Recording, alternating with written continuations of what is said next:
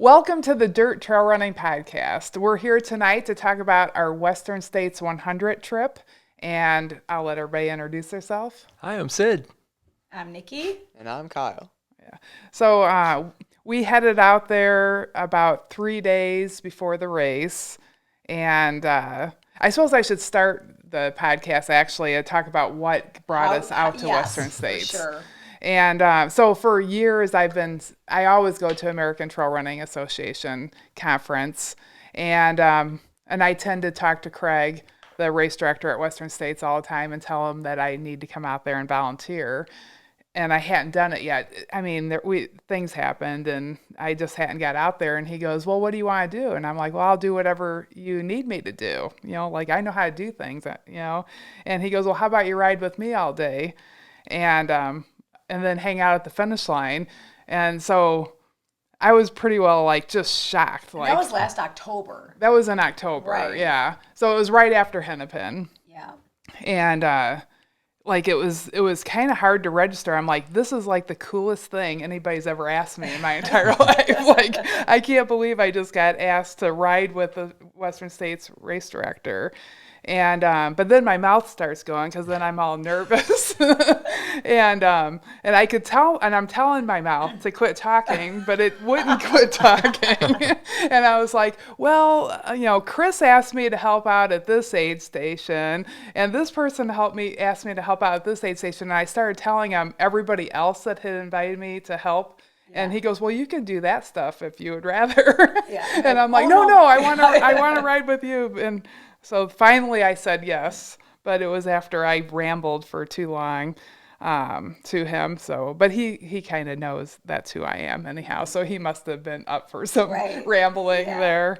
And so I wanted to bring the whole OMR so you crew. Dragged us along. Yeah, because I thought it was kind of a chance of a lifetime to go out there. Sure. Yeah.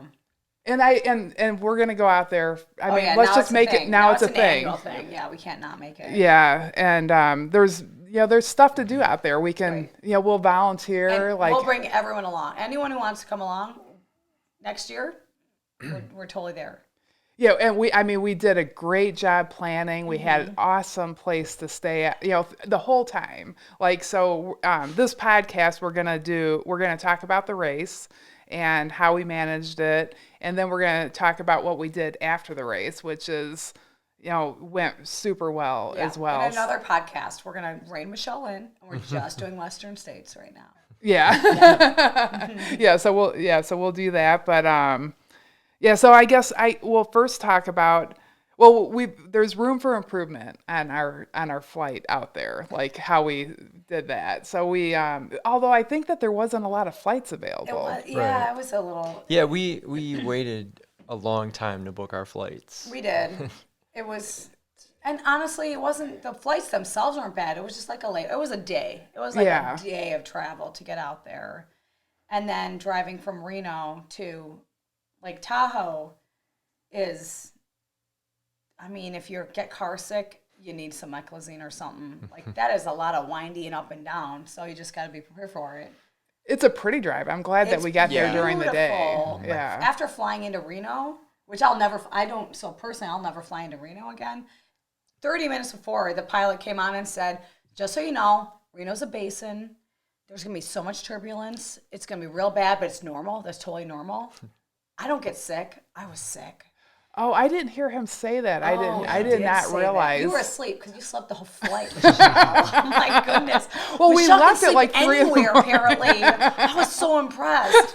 Wow. Yeah. No, it was the most turbulent flight I've ever been on. Yeah. Flying out of there was fine. Flying into there was rough. Yeah. Well, we met here at the OMR trailhead at 3 a.m. We had to leave. And then we had to change flights, which, it was a great flight. Everybody was, the airline was fantastic, but. It was Alaska Airlines. I gave it 1 thumbs up. Yeah. Yeah, they were really good. And, so we did that. We landed. Then we stopped at Whole Foods. You had actually looked that up while we were at the airport. Yeah, when we got into Reno, yeah. And did our grocery shopping for I don't know how we the fit all the Airbnb food in the car, Yeah, but it was tight. It was a lot of food. It was a lot of but food. we ate most of it because we did a were really there good for job. over a week. Yep. And we only ate out maybe like twice, I think, Yeah. the entire time. So that went really good. It was the healthiest eating I've done in like 3 months. So Yeah, it it was was real good. it We was did a good super job. fun. Yeah, and we took our OMR family picture at Every every one of meal? our Yeah. meals. yeah. Yeah, and those meals have kind of kickstarted my nutrition too. Like I'm eating more like that now that we're back, so it's kind Yeah. of cool. Like that was good and easy to make and easy ingredients. Was it easy to make? Well, for me and Kyle, it Kyle was and super. Sid did all the dishes. They did all the dishes. They Michele did. and I did most of the cooking. Yeah, yeah, it was good though. That was fun. Well, I great. mean, you wanted the food to be good, right? Uh-huh. So then we got to Tahoe, and then we got there Wednesday late, and then Thursday was already stuff for Western States. We went to Olympic Village, which is super awesome. Yeah. I mean, it's every picture is like a postcard. You think it's fake. Yeah, It's so amazing. yeah. Every corner you go Right. around, Yeah. I mean, it's Beautiful. just Well, and then you're also running into Instagrammers that you don't even like, people that you're just like, oh, that's that person, and that's that person. yeah, Yeah, it was so amazing. yeah. That they were everywhere. Right. Oh, and Yeah. yes. And Kyle, he was the best at getting pictures with people. He is Kyle's not so shy at awesome. all. Who all did you get a picture with? I mean, from people that I had already met previously, like at the run show where we met. I got to talk to Sally McRae. She signed my book. She's an amazing person. Zach Friedley, he's adaptive athlete. He has, it's called a prosthetic, right? Yeah, on his leg, and he does a lot for people who have similar, who've gone through similar things, and they have adaptations that they have, so they can run, they can do things, be active, and that's amazing. So they're two really amazing people. At the race, I finally got to meet Tim Tollefson, one of my role models. He's very for promoting body positivity and everything like that, and that a lot of what he says really hits home for me. And then obviously getting to take a picture with Courtney after she set the record, that was a surreal moment. You know, it's late at night, I'm getting tired and everything, so it's been a long day, and it's just like I'm over the moon about that. Yeah. But yeah, so yeah, ran into lots of cool people. Definitely hope to see them again. Yeah. When we walked in there, we got there in time for the pre-race meeting, and Craig was up on stage with Diana Fitzpatrick, who's the president of the Western States Board. And we walked in, and Craig's like, "Hey," and he like waved to me, and I'm like, I felt kind of special and weird, and like, oh my gosh, they know we're late. 200 people turn their heads to see who Right? is Like, waving yeah. at. Yeah. And it's like, yeah, I'll be riding in the car and getting to see a front row seat of the race in a few days. Yeah, walking around the village though, I mean, there was all the racers there, and it was really cool. Like we ran into people wearing kettle hats and Yeah. Oh, hennepin, yeah, and hennepin Yeah. t-shirts. gear and Yep. stuff. It was really People cool. were really laid back and like just chatty, you know. Like the one girl who took our picture was one of the like top finishers. Yeah, of the Yeah. we race. didn't We're even like, oh. realize. Yeah, we're like, if you take our picture, we'll take yours. And then she finished really early. Like, And she real was early. very serious about making sure she got a Oh, good yeah. picture Oh of no, us. she knew Yeah. what she was doing for She sure. she had us look and then like reset it all up. Right. And Yeah. well, I wish that we knew what her name was. Yeah, we'll have to figure that out. I ran into her at the grocery store too. Oh, geez. So in the produce section, after I found, at that point, I knew she who was she one of was, the top 10 yeah. ones. And I said, hey, good luck tomorrow. It was on Friday when we stopped and when we were getting ready to go out and see the La Sportiva Oh, right. Right. people. Well, and like, so let's talk about in the village. We saw Well, we didn't actually see La Sportiva in the village. Right. Yeah, we saw them at Found the them at the grocery grocery store. store. Yeah. Just Los Sportiva van. Ambushed them. But then we talked to Ultra Sign Up people, Yeah. Right. and Yeah, Jay Kelly and David Callahan. they were great. Yeah. And then John. John Medinger. Okay. So Hennepin 100 and Kettle 100 are both a Western States qualifier, and John Medinger is the one that notifies everybody that's a Western States qualifier. Gotcha. So I usually get 2 emails from him. He's like, oh yeah, I always forget you have 2 of them. I could have just sent your notification on one email. And he does a lot of stuff. Like everybody knows who John is. He works with Ultra Running Magazine a lot, which we saw too. He helps. They were there. I didn't have them here. With like the rating system for, like at the end of the year when they give those awards, he helps organize all that for their awards magazine. And yeah, he's just very dedicated in the sport. We met the guy that started Hoka when we were talking to John. Yeah, I just looked up who that was because I remembered him. Yeah, somebody called him Nico. His name is Nicholas.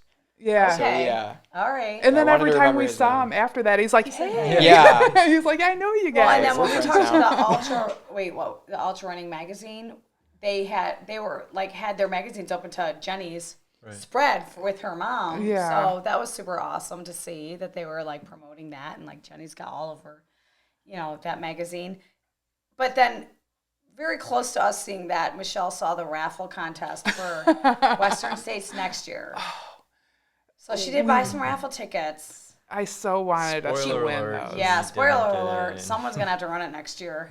You know what? We were too focused on talking to everybody. I needed to be sending my brain energy into us winning, but I was talking. I was impressed. Pretty good job. Michelle's some positive energy going out there. I'm like, well, and I was super adamant about it not being me. So I was just trying to be quiet and on the down low because... Well, we've got a lot of energy out in the world that somebody here is going to run Western States. Yep. And it might be Kyle has to win a golden ticket, so we're going to have to get him into a race. That might be what it needs to be, which is why it didn't happen yet. Yeah, and we've got other people around here like Kyle or Reese and Brian Simonak that was second at Kettle. I want to get Lily out there. Yeah. Because that would be super fun. Yeah. So we'll get somebody a golden ticket. Let's tell them about the Hoka challenge that we signed up for last minute. Okay. Yeah. It was like a 3-mile race that actually was a 4-mile race. Up the escarpment. Yeah, that we didn't know what an escarpment was. If I knew, I wouldn't have done it. So for sure. The Hoka High Camp Challenge, I think I just looked that up like on our way to. We might have been on the plane or something. I think we signed up that day, and the run was on Friday. I mean, and as ultra people, you just sign up for stuff, whatever. And it's basically the first 3 miles. It's the first 3 miles of the Western States course, and it's basically just straight up the mountain. Yeah. Let's do that. We didn't know it was straight up the mountain. It was really fun. It was very beautiful. It was very fun when it was over, and it was very beautiful while we were doing it. There was a lot of snow. That was kind of weird to go through. There was a lot of snow. Yep, there was a lot of steep too. I don't know. It was like straight up. And I think I dealt with the elevation. Oh yeah. Michele and I both were like, the minute we started going up like 4 feet, we'd be like, oh my gosh, I couldn't breathe. It was crazy. And Kyle, of course, we sent Kyle ahead. We were trying to get him to like win it. Well, you definitely were up there. You were up there in the top 10%. Yeah. Because the guy that came in second said that you were running right by him. Oh, that's cool. I didn't know that. Yes. Very cool. Because I knew that. Sid was like a goat, so he would like run up ahead, up the hill, and then he'd come back and be like, "Are you guys okay?" We're like, then he'd run back ahead. Yeah, I just come back down and take pictures of you two, and then run back up. And the pictures were my favorite part because we had to stop. Well, every place you went was a picture. It was. I know. You could take 2 steps and be like, "Oh, this is even better," and take another picture. Yeah, I'm glad that you were taking pictures because I would have liked to have taken pictures, but I didn't want it to take like 5 hours to get to the top because it was more difficult than what I expected. How long did it take us? An hour and 14 minutes, right? That's I not think that it bad. wasn't crazy. It really wasn't that bad. We kept moving. But it was also closer to 4 miles than 3, right? Yeah, it was like 4 miles. Like 3.6-ish. Okay. Yeah. But I'm not totally sure if we were always on the right course because there was some question on which direction to go. It was mostly straight up. It was the steepest inclines I've ever done in a race ever, many, many times. And it's part of which race the week before the sky? The Broken Arrow Sky Broken Arrow, race. right. It kind of split. That's where we weren't sure if we were going the right way, but that's the one that I followed. Yeah, I think that there was that's why we were confused, because there was some Broken Arrow stuff. Best part, we got to take this giant tram thing down. That was went fun. right down the mountain. We were all jammed in there. Yeah. And I saw people I knew. Yeah, Yeah. we saw lots of people we knew in there. Not we. Sid, whose foot did you hit? Who was? Oh yeah, what was her name? Callie. Was it Yeah, Callie? Callie. Yeah. Yeah. Sid still stood on Callie's foot. No, I tried the whole way not to do that. Yeah, well, Callie Vincent, if you guys aren't following her on Instagram, you should. She talks very body positivity, and she's lost quite a bit of weight. I forgot what it was, like 160 pounds or something like that.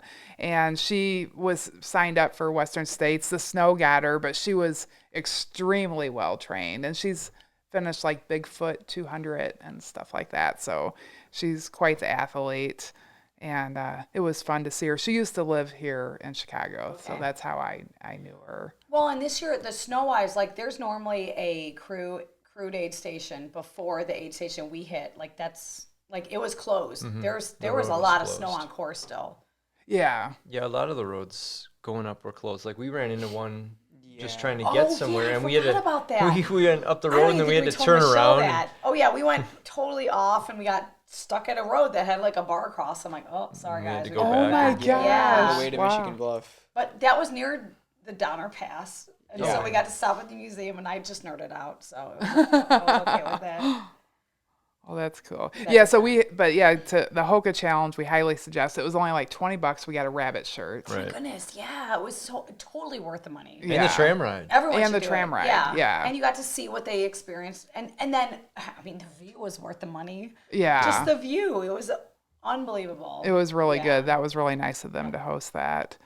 Let's see what else. Well, and just so you know, when your Western States starts in Olympic Village, which was the 1960s Olympics for, the Olympics, it was the first CBS televised, it was the first televised Olympics ever. And it was a big deal. Like because it was the first televised Olympics, they really went big. And Walt Disney was the person who planned all the media for it. Oh my So that's gosh. why the village is what it is today. Yeah. So the history there is awesome. Yeah, and all the Olympic rings are still up there on the top of the mountain. It's pretty cool. Yeah. Yeah, the village is really great. Like we did some shopping too. Yeah, I would definitely suggest planning some shopping there. And it was priced. I thought the prices were fine. I didn't. I thought so Yeah, too. nothing was overpriced. It seems the same as anything here. So then, so we did a couple days there. We went out on a trail while we were in Tahoe. What was the Tahoe Rim City Trail? Tahoe Part of City. the Tahoe City Rim Trail. Yeah. A loop part of that. Yeah, that was a really good trail. Like if anybody going there, I would suggest. Don't you guys think that was? Yeah, that was great. Yeah, It was awesome. I forgot about it because of all the other awesome Right. stuff we did. Yeah. There's so many amazing things that you guys just remind me of. it's a long trail.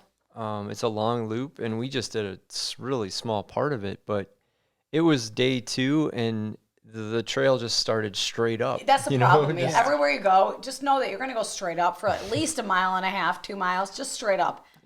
Plan accordingly. You can go further. You just got to know you're going to go straight up. And you're not moving as fast as you do here, and you're like, why am I out of breath? Right. Right. But I don't know. Did it get easier towards the end? I'm not really sure. because Or it we got just got flatter. used to it. Yeah. And then we went flatter. down. Well, I mean, just in general, while we were on the trip. Oh yeah. Because Got easier to run out here. Yeah. Right. Yeah. I've been running okay here since I got back.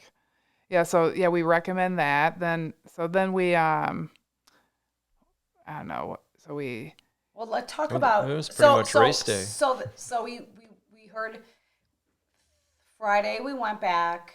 We did the Hoka Challenge. We kind of hung out, heard the pre-race meeting, all those things, and then Saturday got there before race start. Yeah.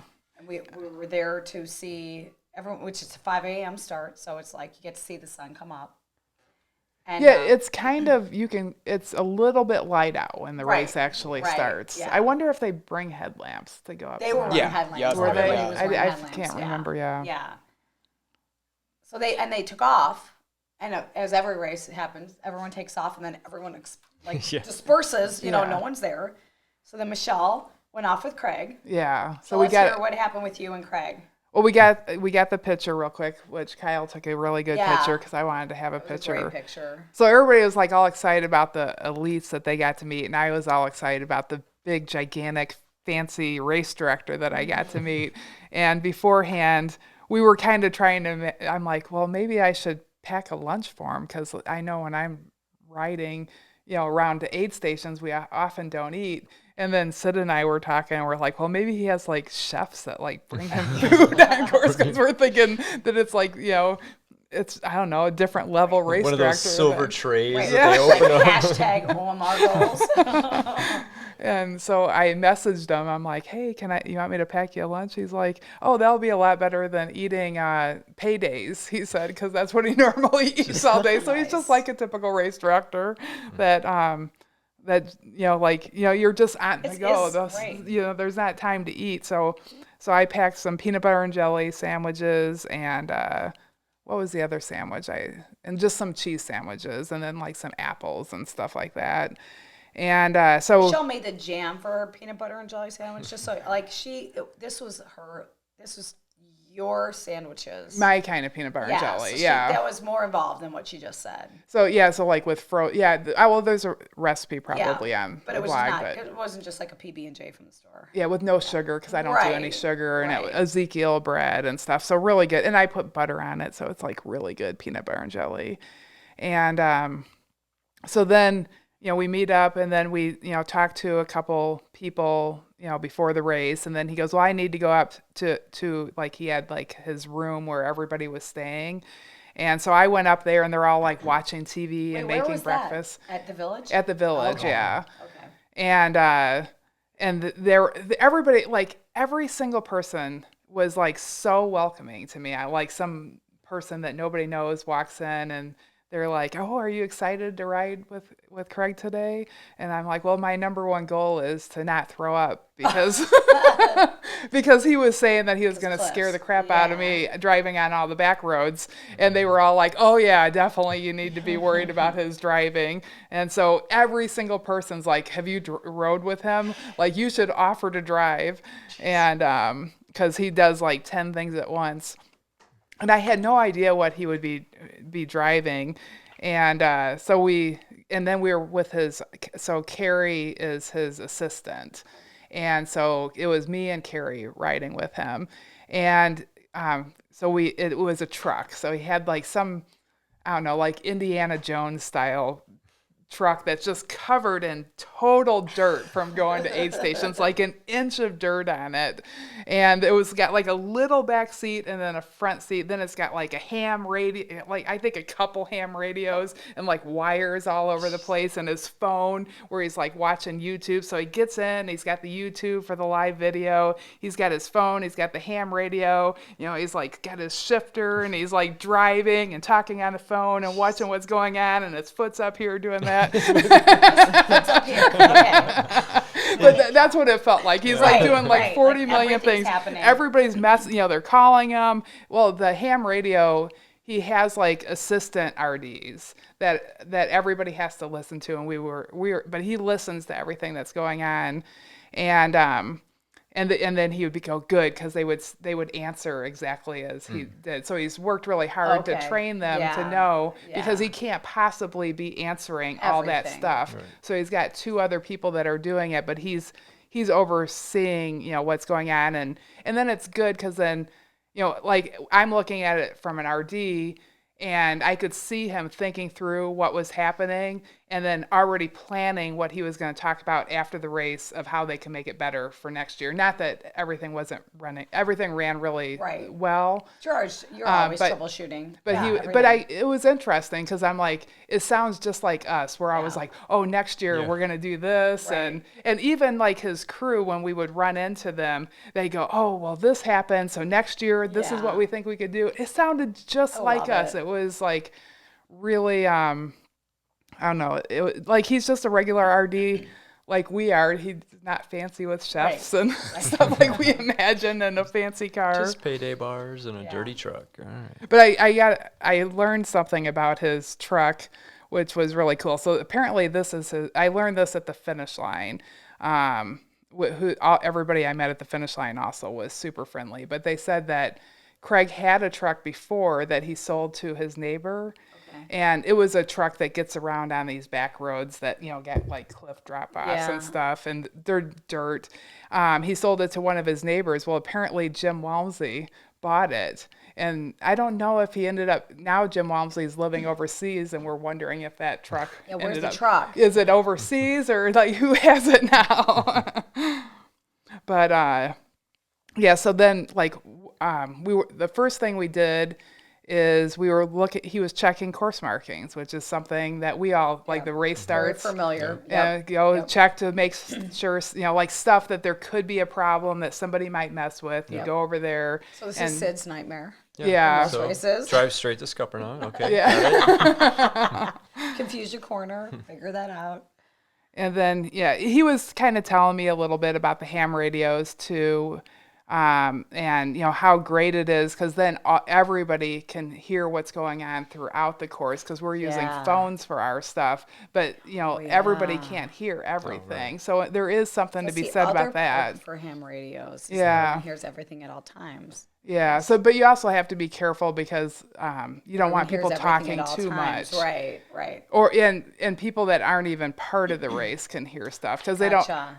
I don't want to talk about anything that I heard, but somebody could be saying something that you don't want the world to be hearing, and it could not be true. Right. It could, and just kind of panic people.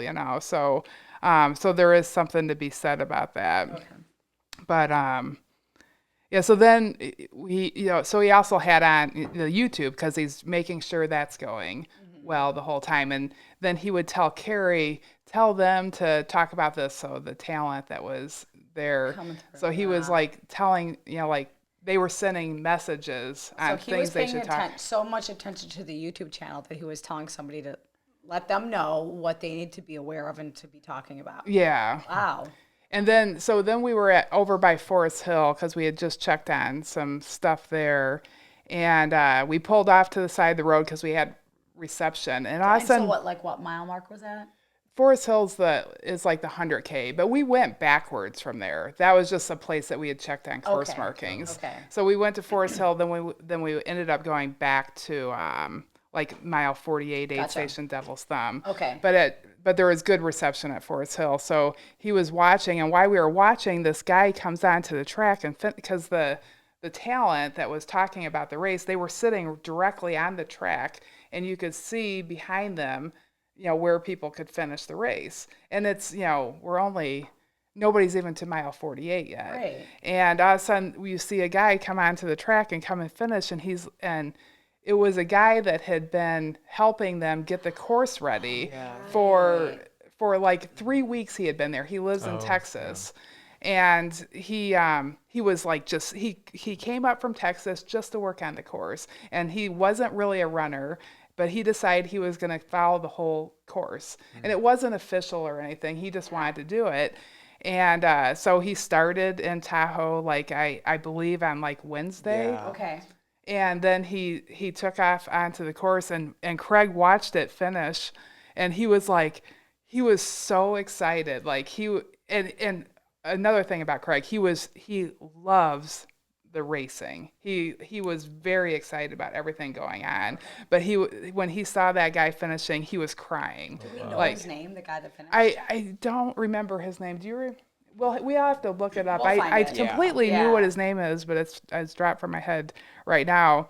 But wow. So Craig's like just bawling, and he was telling me the story of what happened, and he's like, "That fucker did it," he said. So that was early in the day. That was pretty early in the day, because that was before I'm pretty sure that was before we went to Devil's Thumb. Okay.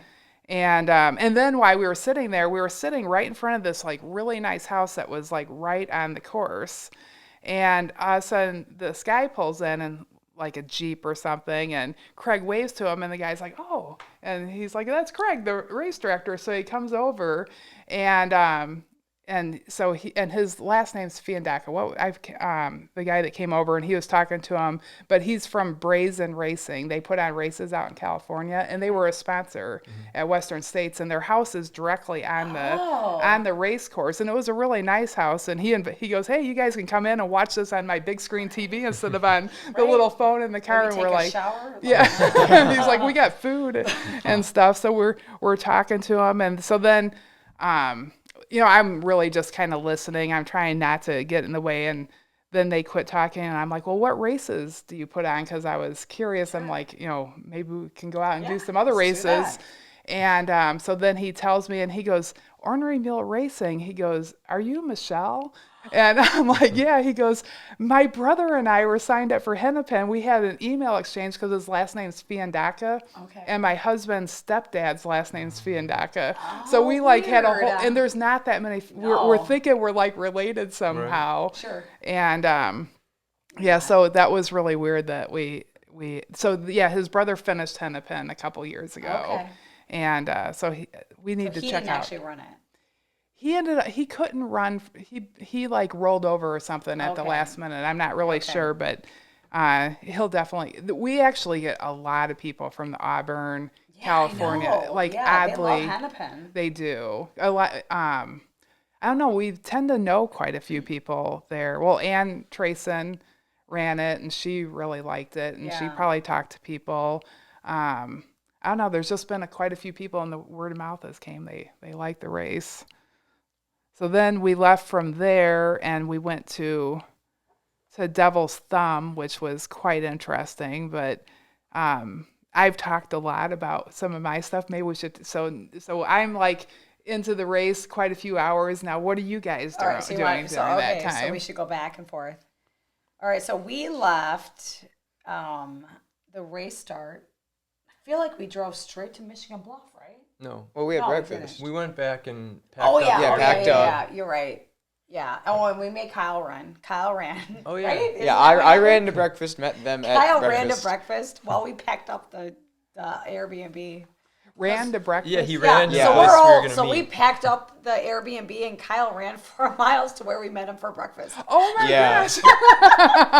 Yeah, so we met at this little restaurant called the Old Post Office. It was super cute. Very cool. Yeah, it was really real cute. It was an old post office. There was lots of coffee, and there was a Belgian waffle, so I was a happy camper. Did they bring you guys the pot of coffee? No. No, not like Midwest States. No, sadly. No, but yeah, so we did that. And then we left from there, and then we did Michigan Bluff. Yeah. So that's when we drove. Which was really the first crude aid station you could get to. Mm-hmm. And it was, and there was a shuttle, but we didn't take the shuttle. We just parked and we walked down because, walking down is easy. So we walked down. Yeah. And then go ahead, it was awesome there. Yeah. So when you get in there, you park further up on the mountain, and you see the road go down, and it's almost like this little town down at the bottom. It is a town. Well, it is a town. Yeah. And we learned the history of the old town. They closed it down because they undermined it and it fell off the mountain or something. So it was kind of interesting. Wait, do you want to hear something? It was called Michigan City. It was a half mile down the slope. They undermined it, so the entire town was going to fall into it. So they moved it up the bluff. So now it's Michigan Bluff. That's why the town moved. Just saying. Oh, wow. Yeah. So and how did you hear? There was a plaque. There was a historical marker that I read. Yeah, that I was allowed to read. And Nicki wants to slam on the brakes for every historical marker. I really do. Everyone else in the car wants to slam on the brakes for every Vista point. Yeah. I want to slam on the brakes for every historical marker, which I get are really boring, but still, it was really. The other thing that we noticed walking down was that it was burned out. It was so burned. That was the Mosquito Ridge fire. That was 2022. And it was so weird seeing mailboxes and foundations and no houses, and then it was just burned out. But then next to it would be a full house. Yeah. So it was very that's really weird. sad. It was real weird. Yeah. I don't know. Which affected the runners because did. It was cooler this year. It was, what did they say? It was like the third coolest race that they had ever had since it Every started. runner kept applauding it during the race, like the pre-race meeting. They were really excited about it. But even it really, watching this at home and hearing about how cool it was, it was still like 80 degrees. I got burned at Michigan Bluff. Yeah, for Michigan sure. Bluff we all got burned. was very and there wasn't hot. any cover. No, there wasn't. We were like, there was like inches of shade, and we're like trying to get in there while we're waiting for the runners to come through. To find a tree. And so we did that, and then there was some cemeteries there that Nicki checked out. I'm weird. There were two cemeteries. But we did stay there for a while and just we got to see the elites come through. Yeah, watch the runners. And we waited for Courtney because at that point we already knew that she was. At that point, do we know what mile marker that was? 55. 55. At 55, she was 20 minutes ahead of course record. At that point, she was 20 minutes. So we were like, well, we're going to wait for her for sure. And they had a restaurant, like I don't think it was the race. I think it was like the community did a little like, you could get some food and stuff, and there was plenty of like porta potties and stuff like that there. It was really, it was a very easy aid station point to hit. Oh, okay. During the race. Yeah, and we walked up and down to the car a few times. So I think we took the shuttle one time. We did take the shuttle up, I thought. Yeah. Which So was about easy. how far of a walk? I haven't been to Half a mile. It wasn't that bad. Oh, okay. It was that's easy. nice. But it was It just would have been rough going up it. just a steep road. Yeah. Okay. Because it's the mountains. But yeah, that was awesome to hit, and it was easy, not crowded. Good aid station. And then we skipped the next one because We did because that was kind of Yeah, slammed. Forest Hill. Yeah, Forest that's Hill. that's a Oh, party. Forest Hill. Yeah. Forest Hill's a crazy It was busy We one. would have had to park real far, and it was real close. It wasn't that many miles further down the road, right? Like trail wise. Like we wouldn't have seen. We would have missed all the elites. wouldn't- like, Courtney we would saw have gone. Courtney. Well, Yeah. at Forest Hill, a trick that I don't know. I mean, they'll probably change it on the website next year. But while I was with Craig, he realized that it wasn't super clear on the website if you could have crew completely down the road of Forest Hill because the course changed slightly this year. So there was some land that is privately owned that the trail goes through, and the landowner would not let the runners go through. And it's been something they actually did a bunch of trail work there. They thought they were going to get permission, but then at the last minute they didn't get permission. So they had to slightly change the course to go down the road farther. It went down by a grocery store. Ran on the road, right? Yeah, I do remember that. And then you turned in, and I heard that it was like a really steep turn in, so it didn't make it any more easier or anything because then I think it might have been a little harder going into the trail. But there literally we had tons of room where we were at, which was where everybody was going in, and it wasn't down a bit. So next year I imagine it'll be more clear on the website if you could be there. But if that's another spot that people can go if they end up allowing it, because there was parking over there. Okay. So they might allow it, but they may not. But it's right by a grocery store, so just look at the grocery store down there. Yeah, I do know and that's what where you're they talking turn about. in. Okay. I don't think it was worth it to go there because it was very close to Michigan Bluff. It was like 6 miles maybe? Yeah. Yeah, it wasn't real far. Yeah, and Yeah, then, so you barely, And then by the time we got to the next one, which was Rucky Chucky, by the time we got down there I would after change that. crazy shuttle bus ride, we just got there in time to see Courtney go across the river. Wait, Yeah. you yada yada everything. You just like jumped over everything. Well, That bus ride. Well, it was like the next. So honestly, there weren't very many places you could actually go this year. So I think that like well, because of the snow. right. So Yeah. like Forest Hill, and then Rucky Chucky was the next one. You could go to Rucky Chucky, or you could drive an hour farther to go around to get on the other side of the river. I don't know how many people did that. In hindsight, I think we should have done it. But Yeah. Rucky Chucky was driving past the shuttle, about maybe a quarter of a mile. I'm not going to exaggerate. To just park your car, Yeah. and by then, so this is my pee story. I had to go to the bathroom so bad at that point because it had been forever since Michigan Bluff, and I'm just like, well, I don't want to walk a quarter, half mile toward. I didn't see a porta potty where that shuttle was happening. Yeah. So I'm like, okay, well, so all I'm thinking is I'm just gonna pee in the woods, yeah. I walk into, I get to the woods and I take 2 steps in and my brain's going pee, pee. And then I'm like, hey bear. I was so like, I'm like, I almost couldn't pee because I'm like, like a bear's definitely going to attack me because now no one can see me. You take 1 step in and no one can see you. It was fine, but. Well, Craig did tell me, because they work on the trail a lot to get ready for the race. I don't hear what you're going to say, but okay. He did say they saw a lot of bear while they were out working. I was scared. On the trail. I didn't go far off the trail, but it was fine. But then we walked all the way back toward the shuttle. It was a long wait. And it's a pretty busy road, which is It's a very busy kind of road. scary. And then the shuttle bus, we had to wait for that, and it goes down a very narrow, gravel, steep road with For a long a time. sheer cliff on the side. And we were on, so going down, we were on the right side, which was the cliff side. So we saw it all on the way down. And it was actual, but honestly. Were people screaming? No, she was. It was, but the thing was the lady driving the bus was awesome. And it was like the kayak people. They drive down that all the time. So it's like you could tell she knew what she was doing. Yeah, okay. But still, And like then, you would have not loved it. I would not. You would have really, I really think disliked that. I think and going up, we made sure to go on the like mountainside. Yeah. And that was way easier, right? Yeah. The mountainside was definitely. way easier. But she'd be passing, cars would be coming up as we're going down. Oh my God. yeah. And she'd get further over to Oh the side. Like, you could see down from the window. my Yeah, and not gosh. see the ground on that side. It wasn't Yeah. comfortable. Yeah. It was an uncomfortable ride. Could you walk down that road, or would that Because, be because really- people did, and It we was would have far. to avoid them and go off the cliff, Yeah. avoiding the people. Oh my gosh. Don't do it. It was pretty far.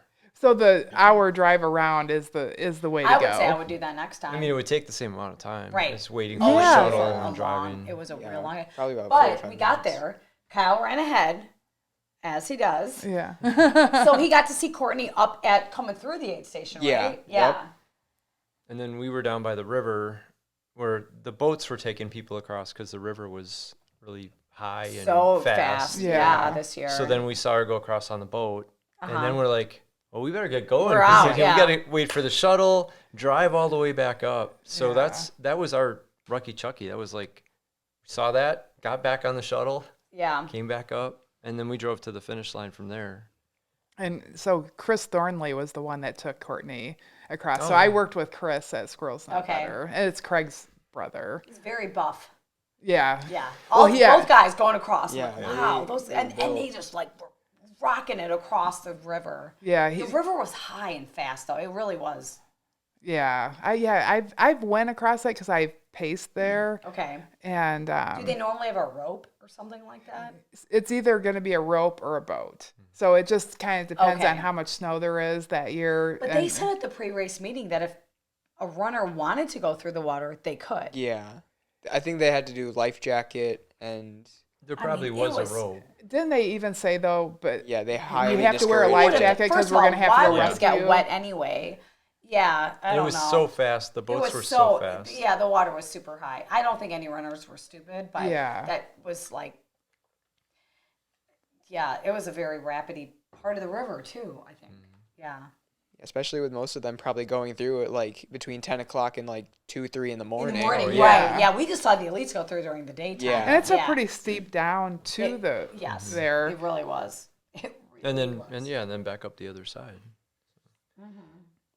Yeah, but from there we drove back to the finish line and we set up on the track, and I mean it seems like runners were coming through, like we didn't have to wait long to see. Well, they ran so 14 hours. Like, you know, you drove 100 miles and Yeah. went to a few aid stations. Well, and then, but when Courtney came through Rucky Chucky, at that point, she was like she was like 48 minutes ahead of cutoff. I mean, she just kept getting farther. record. Yeah. It was so amazing. So, like, we're like, well, we got to get back to make sure we don't miss that. Yeah, to go back on the course a little bit to the aid station that I got to see Courtney at. So we went to Devil's Thumb aid station. And that was one of the ones that Craig was really looking forward to scaring the crap out of me. But I got super lucky. There was a slow car in front of us. And so he was aggravated because he wanted to go faster. He didn't get to show off how fast he could go on there, but it was pretty funny. So we went back there. It was a total dirt road. We saw some of you could see that there had been a fire, that it was more exposed than it used to be. But on the way out there, he had said, Carrie, his assistant, he goes, we're going to be here for a while. If you guys want to go out on course, we got enough time. And I kind of seem to remember that he was like, after we get the lead people in, then we'll take off to the next aid station. But he just kept saying, you got plenty of time, go out on the course, go see Devil's Thumb, enjoy it. So we're like, and we get there, we set up they had like some satellites there to help get better reception, to get information out. Yeah. And they had, the talent was there with the microphone to be talking to, I don't know, aid station people. They gave YouTube, the YouTube, like live YouTube people? Yeah, not the ones that were on film the whole time, but there was this one guy that was traveling and talking to people. Gotcha. And I met Diana. Well, I had met them before, but Diana Fitzpatrick and Tim Fitzpatrick were there. They gave away awards at that aid station for like a volunteer of the year. Okay. Which was really nice. They talked about how they'd been doing it and how hard these people worked. They cried. 2 people got it. They cried. They were so happy, and they were handed an award. So that was real. I got it on video. Oh, I love that. So I'll have to share that. I took some pictures. Yeah. And then, so all that happened, and then we're like, is it okay for us to go? He goes, yeah, you guys should go. It'll be totally fun. So it's 2 miles down, like steep, like your feet want to go out from under you, down Devil's Thumb. So we're like going, and it's very exposed. And we're going down, and I kept thinking, and Carrie does like Leadville and all these like that I'm with, all these like mountain races. So it was you and his assistant. Okay. And I kept going, we're really going down. We're gonna have to go up. It was super easy going down, and we're just like knocking it off. And she, in the meantime, she's telling me about these mountain races she's doing, and I'm like, yeah, it's gonna be a lot easier for her to go up than it is for me. And so then we're like start seeing some of the top guys come in. So it's a really narrow trail, and we'd have to find it. That they're all going up. They're on their way up. Yep. And so then we would see them coming, because it was just a switchback, just straight down. You could see the trail just going down. And so then we'd have to find a spot that we could give them plenty of room to get by. And so the guys that were coming through, and so we're like almost to Devil's Thumb. We could see the river, and that's where we really wanted to be. So we're definitely 2 miles down, and all of a sudden I look, I go, oh crap, there's Courtney. And we're like 2 miles down the thing, and now the leader, I can see her coming. And so like we turn around, we start like running up, like we're gonna keep, because I'm like. Do you remember what mile mark that's at? 48. So she was probably at like mile 46 when we seen her. Okay.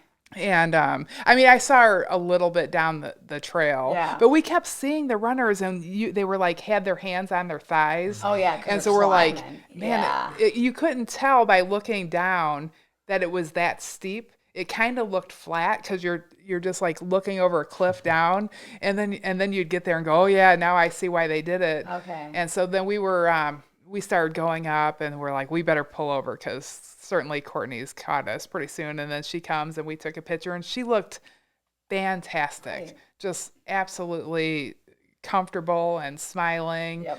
I was trying not to, I didn't want to talk to say too much, just kind of clap, because I didn't want them to, because sometimes it's hard, I know when I'm racing, just to, you're like concentrating on your breathing. You don't want to say thank you to everybody like a million times. So I just wanted them to concentrate on their racing, but we just took some pictures.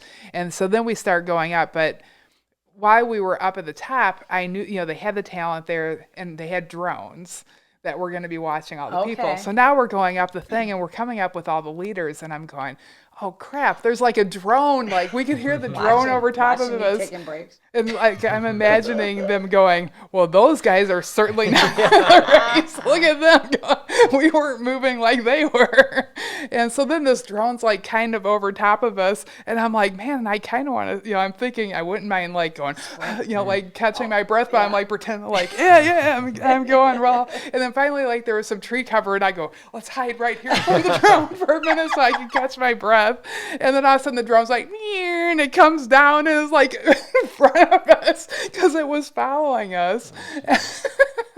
So it didn't let me catch my breath. So then I went up, but I wanted to catch my breath because I knew I was almost to the aid station, and I didn't want to come into the aid station. I wanted to look like, easy 2 mile little 4 mile run there, no problem. Yeah, it's not up and down the mountains. Yeah. So, and that was pretty much the start of it. So, it's like I cleaned up in the morning. Like I put stuff in Craig's, like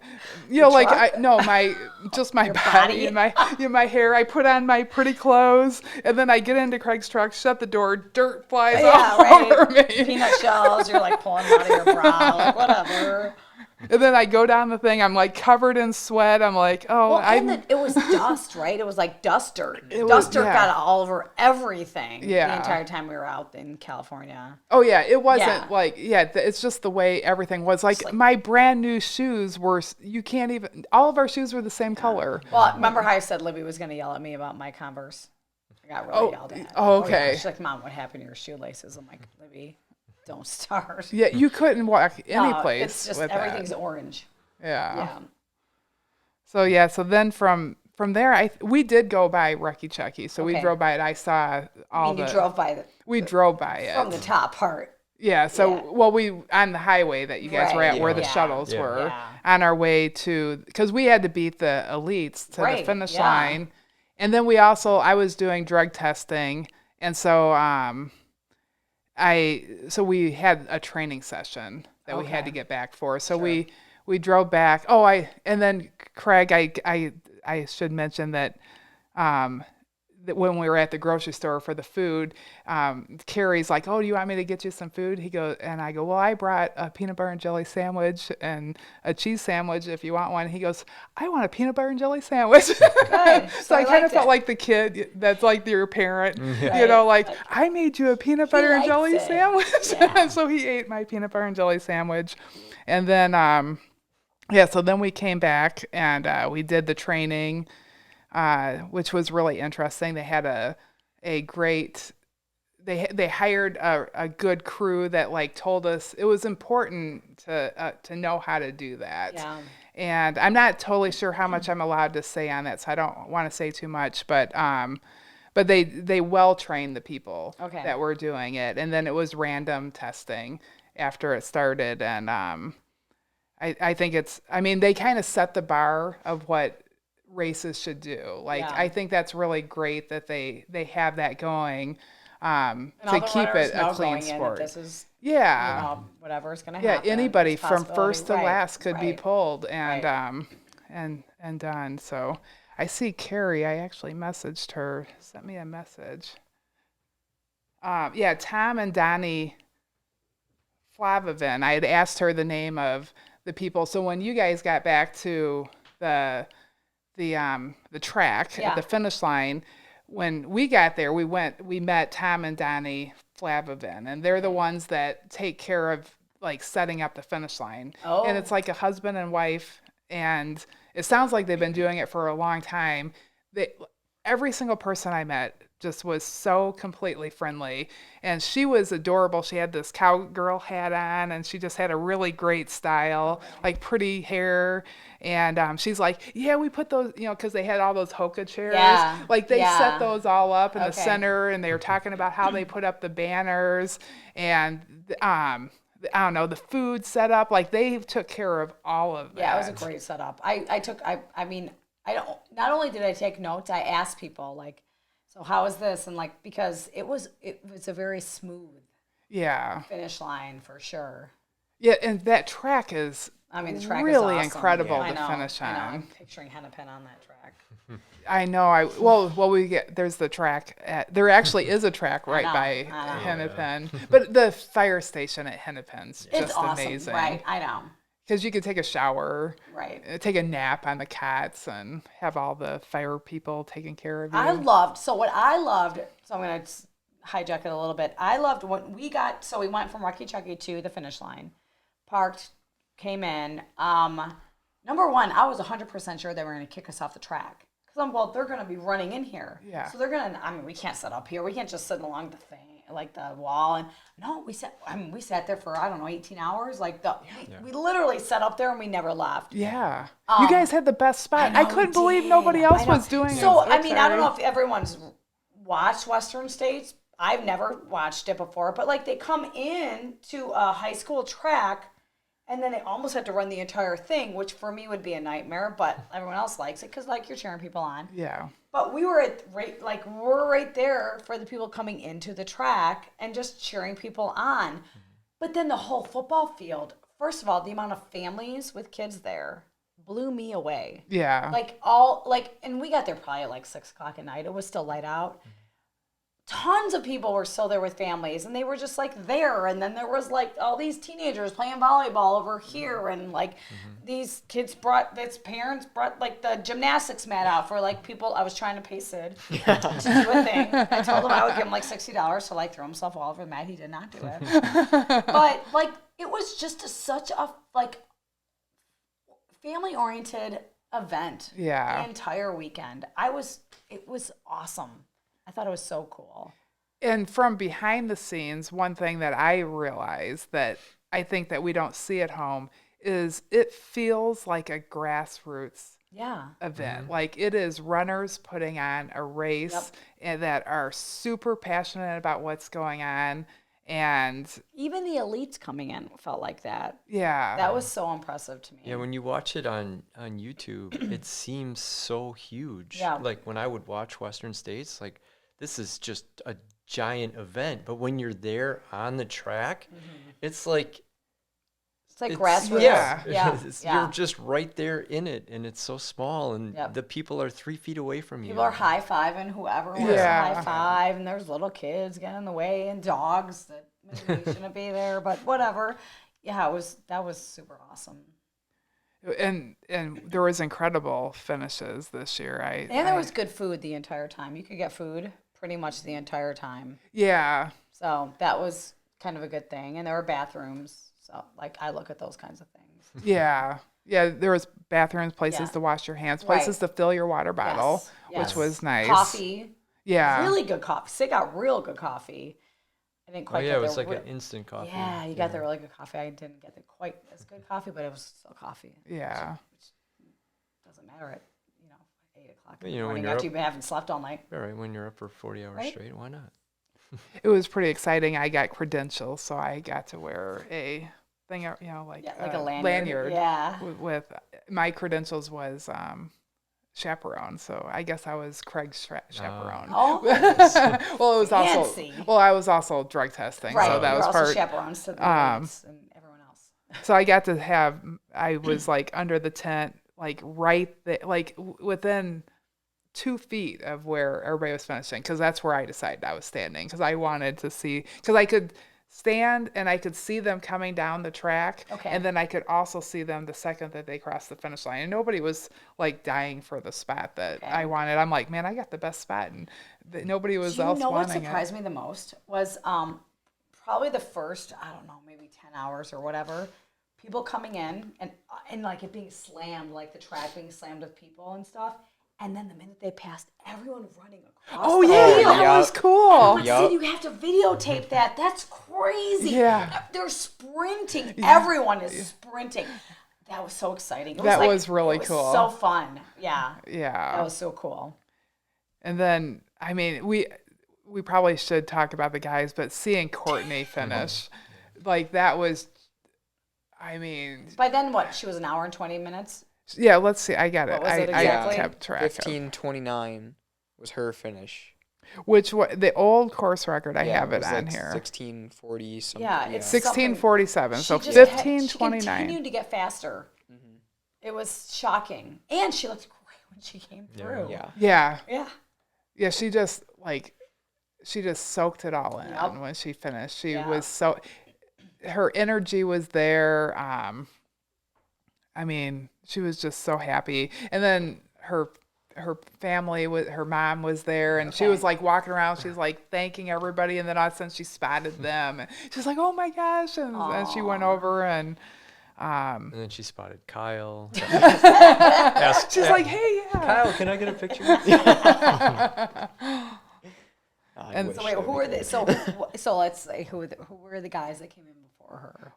Yeah, well, one thing to talk a little bit about the girls some more, just because that was a big story, because they got a course record. Sure.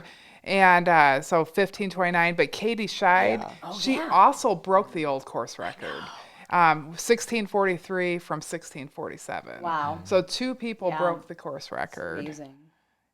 So yeah. And she looked great coming through too. She was super sweet. I was around her when like some of her crew was talking, and they were like, "Oh, you did so well." And she's like, "It was hard." She said, I thought that was so cute. Like, well, good. It's hard for them too. They make it look easy because they looked really comfortable all the time. And then Tom Evans, he won. It was the 4th fastest Western States ever. Wow. So 14:40. I mean, can you imagine? So I can't fathom the I mean, we went up that first escarpment. Right. Yes. An hour and 15 minutes to go like 3.5 miles. Right. Yeah. Right. Yeah. I don't even understand it. Yeah, like at that pace, can we finish under cutoff? No, of course not. Well, we can run the downhills. I mean, I actually have done the course from. Michelle's real cute. I could not finish this, but maybe she could. Well, I feel like we could. I feel like any of us could, because I have pace from Forest Hill, and it actually is very runnable. Downhill. Well, and that makes sense because Courtney tended to gain. She was gaining time the entire time. Yeah, it's very, very runnable. Which is weird because you've run 80 miles and you're gaining time. Yeah, yeah. There's some uphills there, and but I felt like they weren't like so steep. Like at the beginning, I'm sure there was steep stuff earlier too. So Tyler Green was second in 15:04. Okay. And he had, and then 15:09 was third place. I didn't actually look up to see what those were as far as fastest Western States 100s, but I mean, Hennepin's fastest 100 is 13 hours. Like they're running this mountainous course. Yeah. And the snow. Mm-hmm. Slowed a ton of people down or kind of knocked them out. Mm-hmm. Yeah. Like the snow was, we know what the snow was like on that Hoka Challenge. Yeah. It slows you down like a lot. It's different than running in the Midwest snow it didn't pack down. Yeah, it stayed squishy. I think it was kind of melty. It's a little icy. Slushy and slippy. Yeah. And then you were talking to the guy that's a race director here that finished. Oh, Robert, yeah. He finished. And he's a very fast Midwest runner. Yeah, that runs most in the people winter can't all the keep time. up with. Yeah. And he was talking stories about that, wasn't he? The snow. About the snow? I mean, people falling. I think somebody might have broken a leg somewhere. I don't know. I mean, you never know. But yeah, we got to see a few people that we know finish. Yeah, for sure. Corey. Robert. Yeah. Corey Waltering. We saw him finish. Todd Brown. He's local. Yep. And then Kurt Bray. He's up in Wisconsin. I met him the day before. Yep. Down there, and got to see actually people we knew finish, which is kind of cool too for such a big race. Yeah, Todd Brown, he had not been drawn for like 10 years. Oh yeah, that was that guy. Yeah, and I don't even think he got drew this year. I think he was on the wait list. Yeah, he was on the wait list. He's like first on the wait list. Yeah, and then they just let him in right away. Yeah, that's crazy. So he had his whole crew there. And then the golden hour, watching, that was super special to see. Well, so we were on the track. There was a photographer there, and I can't remember exactly what he said, but he said something like, it was like an hour and a half before the race finished, and he's like, there's something like 45 people still out there, so people are going to be coming through every minute and a half. Yep. And that's what happened. Yep. it was boom, boom, boom. It was like, I couldn't believe how many people were finishing in time. It was just amazing. It was just constant for an hour and a half. Constant people coming in. That part of the morning was just awesome. Yeah. Because it was so... It was crazy. They would just, like you said, just kept coming in, and everyone was there cheering them on, in the morning. And it was... Everyone's... And then the had last... gone home and slept all night where we were up all night. The last official person to finish was a woman. I don't remember who that was. Her name is Jessica, like Saint Ahmad. I know the Saint Ahmad. I think her name was Jessica.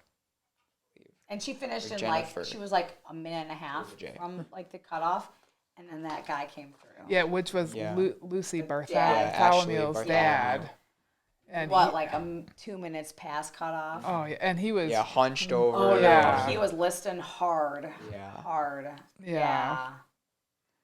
But he still traveled 100 miles on that course. His finish was amazing. And I forgot how old he is. I don't think we'd be able to look it up because he won't be... 60. He's in his 60s. Okay. Yeah, I feel like it was 69, but I don't want to... I think 68. Okay. That's my guess. Yeah, so... That's my brain's telling me. I don't know if that's true exactly.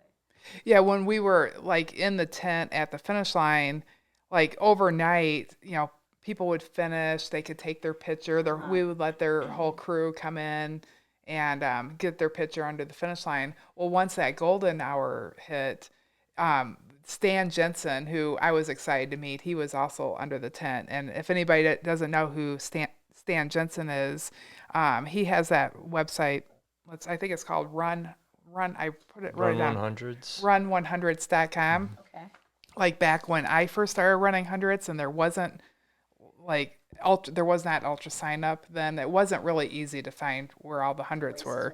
And he had the website with great data of all the hundreds. It's just ultra stuff. It's a really, really good website. In fact, I donate to it on a regular basis just because I'm so happy that he's got that, because it's for me when I'm looking up stuff, it's a really easy spot to look it up. But he was working under the tent, so that was another excited person that I was to see.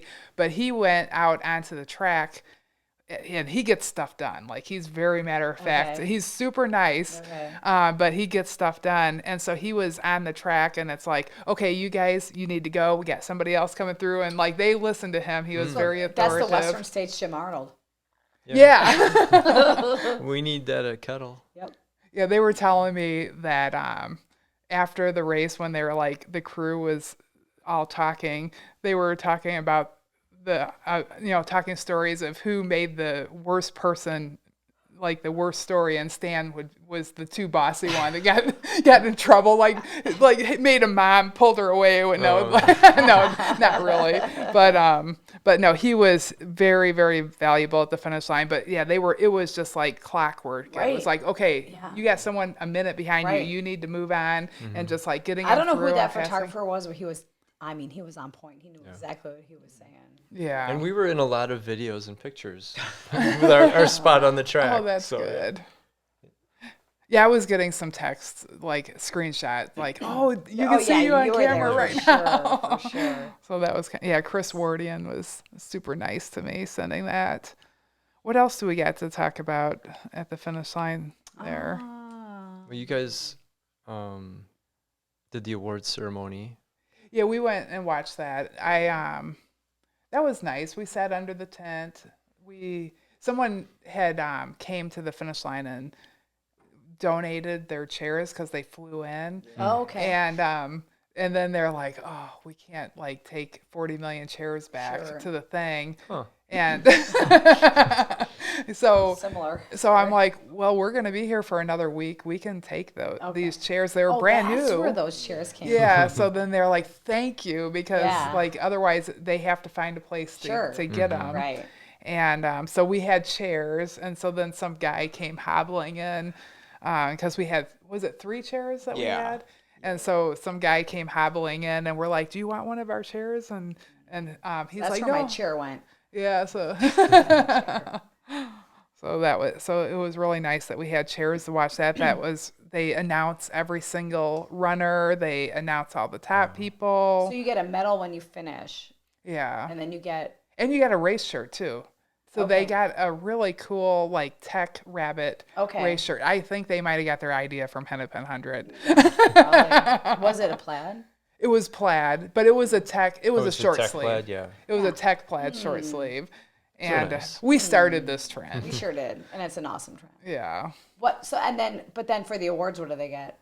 They get a buckle, Okay. but overnight, that was pretty cool. At the beginning, the guy that came up, was it like his grandpa? So 50 years ago, his grandpa started engraving all the buckles. Oh, wow. Yeah. And now they do. That. Engraving what buckles? It's not been 50 years. No, it has. Well, okay, maybe. Yeah, although I did see I don't know. The history, so I was just going to bring up the history of the race, which is fascinating to me because I like history. Well, it was a horse, it started as a horse race. The 50th. Right.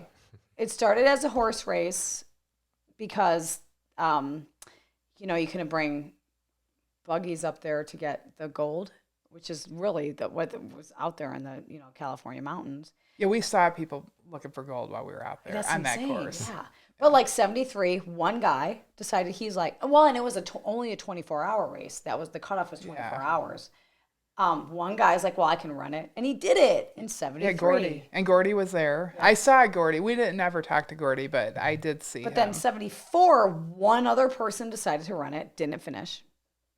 Then 75, a couple of people decided to run it. So I don't know. I mean, yeah, it's 50 years old, but it's hit or miss. Oh, okay. So that's why, because I noticed when they posted it was their 50-year anniversary. Well, they've had like 2 years where it's closed because of snow.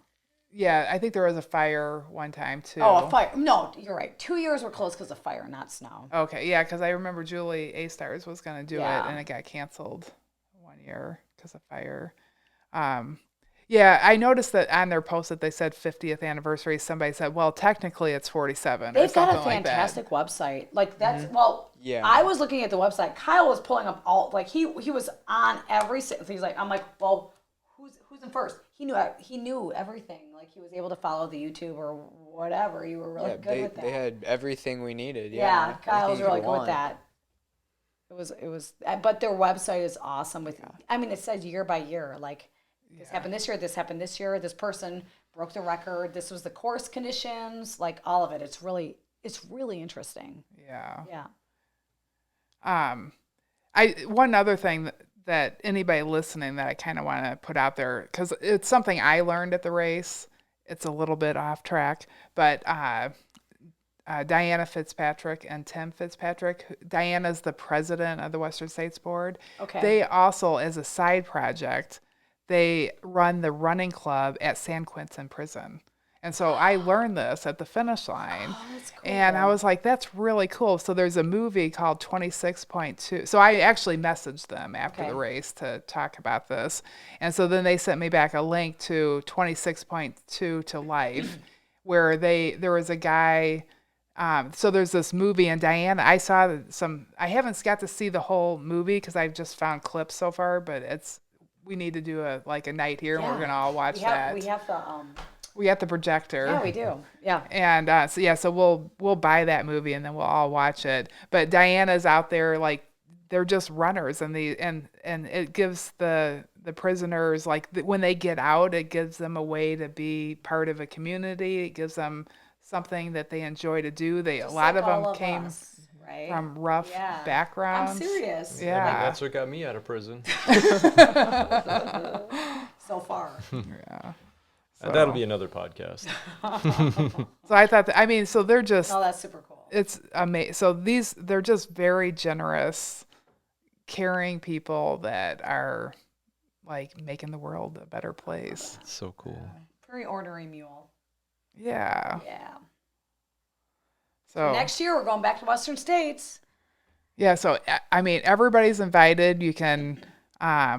We'll put together a package. We'll find some good deals, and then that way we can all kind of split the cost to get the price down. But now that we kind of know the ins and outs of the best place to go, and we'll get a plan together. So if you want to do it, you should probably reach out, because we're only going to have so many spots, but it'll be really a great weekend to come hang out with us. We can volunteer. There's an aid station that we've already been invited to volunteer at, and it's kind of hard to get volunteer jobs. That's the one thing there. we wish we had done an aid station, right? It was. I would have much rather helped runners through the night than just driving and stuff. That would have been way more enjoyable for me. But you do have to apply. Yeah, oh yeah, and right. We we were too did. late. We were way too late this year. We You're applied right. and they didn't need us, which is Right. weird. Like we always need It's volunteers. So They're weird. like, Yeah. I was like, well, sure. Everyone needs somebody between like 2 and 4 in the morning. Nope. Yeah. Not. They did not. Yeah. So we welcome people to come with us. And so we're going to do a second podcast where we left, we did the race and then we left and we went to Yosemite National Park. So we're going to do another podcast that talks about that. That was a fantastic, great time. So make sure after you listen to this, tune in and listen to that one. And anything else you guys want to share? Great race. Can't wait to do it again. It was fun. Yeah. Super fun. So thanks for listening, everyone, and we'll see you soon.